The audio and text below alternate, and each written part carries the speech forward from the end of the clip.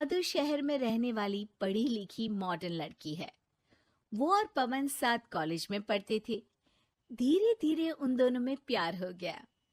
पर पवन गांव में रहने वाला एक साधारण सा लड़का है। मधु के पिता हमेशा उसे ये बात कहकर ताना देते हैं। तुम वहां गांव में कैसे एडजस्ट करोगी? शादी करके तुम गांव तो चली जाओगी, पर अपनी सारी मॉडर्न सोच और चीजें यहाँ शहर में ही रख कर जाना। ये सुनकर मधु को बहुत गुस्सा आता है। तो क्या हुआ अगर वो लोग गांव के हैं? मैं वहां जाकर उस घर को बिल्कुल शहर की तरह बना दूंगी। शाम होते ही मधु पवन को वीडियो कॉल करती है।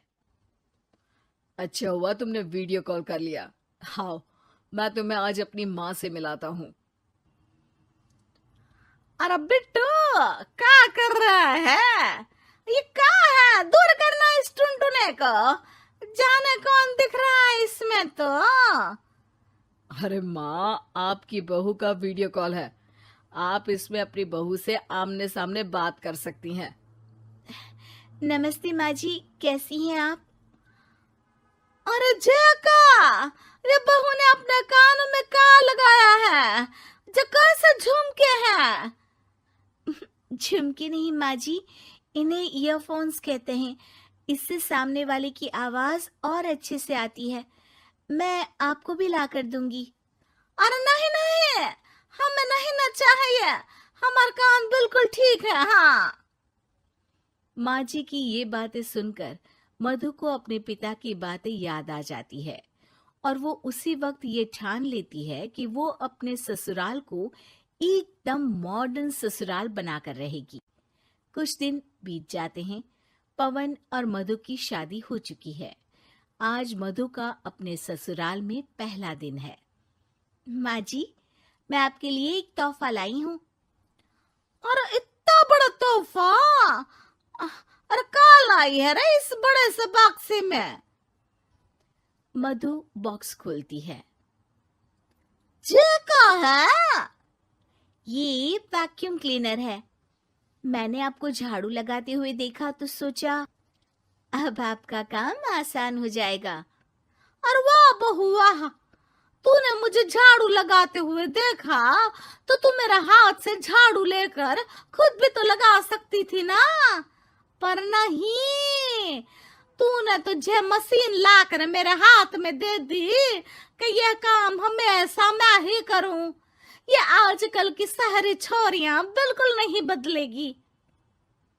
मधु को मन ही मन गुस्सा आता है, पर फिर भी अपना गुस्सा भूलकर मधु माजी को वैक्यूम क्लीनर इस्तेमाल करना सिखाती है।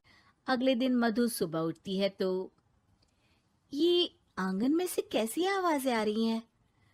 मधु दौड़ती दौड़ती आंगन में जाती है और देखते ही चौंक जाती है। अरे माँ जी, ये आप क्या कर रही हैं?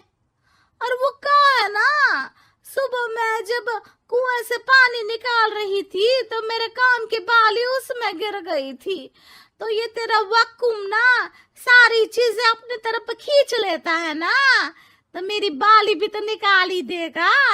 उसी की कोशिश कर रही हूँ, पर न जाने क्यों अब ये चालू ही नहीं हो रही तेरी मशीन। अब वो चालू होगी भी नहीं। पर अब कुएं में से पानी निकाल क्यों रही थी? अरे कमाल करती हो ना बहू। पीने के लिए पानी क्या तेरे मायके से लाऊं मैं? अरे कुएं से ही तो निकालना पड़ता है। हाँ, पीने के लिए पानी, और वो भी कुएं से। मधु दिमाग लगाती है और थोड़ी ही देर में घर में वाटर प्योरीफायर लगवा देती है। ये देखिए माँ जी, इसमें बस एक बार पानी भर देंगे तो नल में पानी साफ होकर बाहर आएगा। अरे वाह रे बहू, ये तो बहुत ही बढ़िया चीज है। रात हो जाती है। मधु जैसे ही प्योरीफायर का नल चालू करती है तो वो अचानक से फट जाता है और सब जगह पानी पानी हो जाता है। अरे ये क्या हुआ? ये क्या हो गया?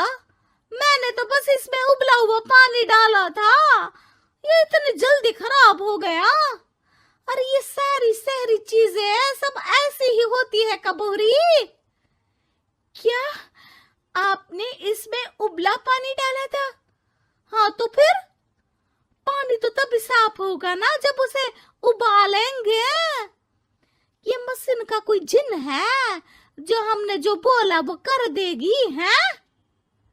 मधु को बहुत गुस्सा आता है। इस तरह तो मेरा अपने ससुराल को मॉडर्न बनाने का सपना अधूरा ही रह जाएगा।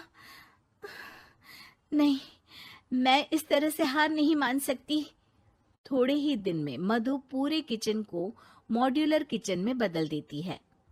अरे वाह बहुआ, इतनी सारी अलमारियां! माँ जी मॉड्यूलर किचन देखकर बहुत उत्सुक हो जाती है। ये बक्सा का है? बहू ने शायद गलती से इसे यहाँ रसोई में रख दिया है, पर है तो ये बहुत ही बढ़िया। अगले दिन सुबह,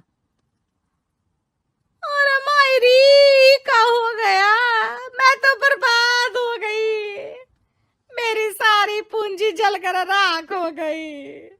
हे राम, अब मैं क्या करूं?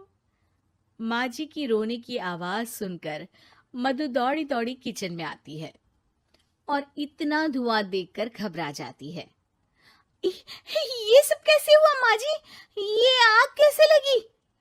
ये सब तेरा इस मॉड्यूलर किचन की वजह से हुआ है, और ऊपर से तूने तिजोरी जो रसोई में रख दी थी, मैंने जैसे ही अपने गहने और पैसे इसमें रखे और बाहर से इस ताले को घुमाया, ये तो 5 मिनट में ही आग बबूला होकर फट गया। अरे माँ जी, ये तिजोरी नहीं है, ये तो माइक्रोवेव है। इसमें गहने नहीं रखते, खाना गर्म करने के लिए होता है ये। और ये जो आपने घुमाया ना, ये ताला नहीं है, आपने इसके टेम्परेचर को फुल कर दिया, इसलिए ये फट गया। माँ जी और जोर जोर से रोने लगती है।